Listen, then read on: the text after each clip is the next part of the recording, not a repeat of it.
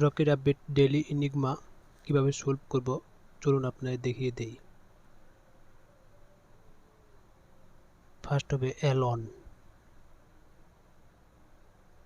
তারপর হবে স্টল,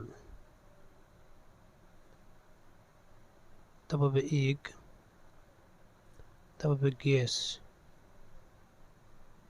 তারপর হবে কুইরাল, তারপর হবে টাইন্ড, তারপর হবে ফেডারেল, তারপর হবে পেরেজ, তারপর হবে আর্ট, তারপর হবে ফেজু, ফাতিজু, তারপর হবে মাইথ, তারপর হবে কুল। এখন আমরা ভ্যালিডেট করব।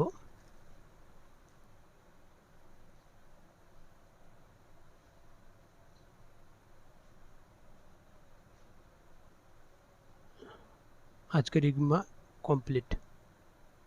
Thank you.